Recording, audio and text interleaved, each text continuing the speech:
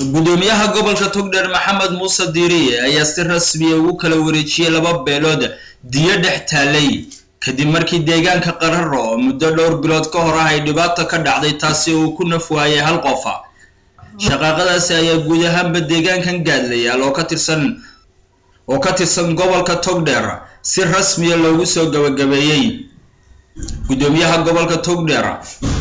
ayaa halkaasi hadallo dardaaran ka soo jeediyay oo ku tacalluqa mideynta iyo wada noolaanshaha dadka deegaamadaasi ku dhaqan. deegaankaasi meelo dalku waa dadkeeni waynu iskayman bal laga tashan doonaa inay keento wanaagna sida uu sheegay rasaabka nooca oo dhibaato wanaag keenta ayaa jirta. waxaan ku soo urnayaa hadalka sida khayr leh كل اللي قروي ده مسؤول بارحة سيد خير لا الله ينوار إلى هاي تلذين نتيتو سنحكيه إلى هاي توالفان خان نسيو إلى هاي الرحمة وحلي يجوي تاجتو حرمينا وكلي الأول كذا هاي نوسو ددتشو أمده قالوا وانو قادن الله أكبر الله أكبر حنو قادن ولا النمو الله أكبر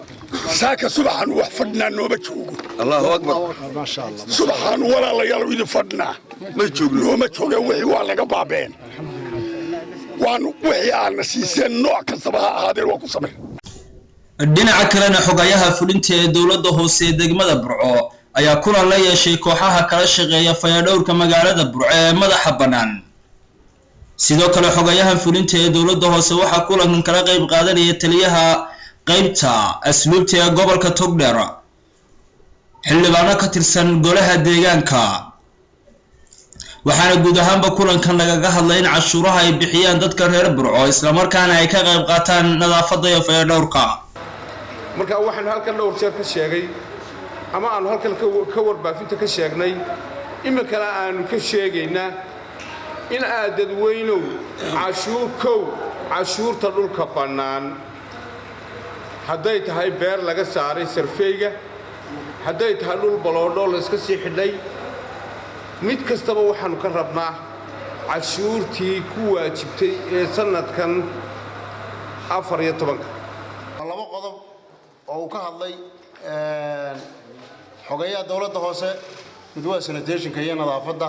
oo ah taynu ku noolahay oo haddii aanay nadaafadi jirin aan wax jiraaba aanay jirin waanu kula qaadanay xogaye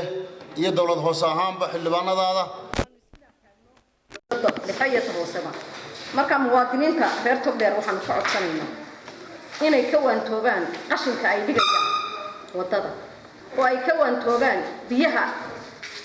أي بريء أوريان أي قبيان عبد الستار صبري تي في قناة الصوماليلاند برعو.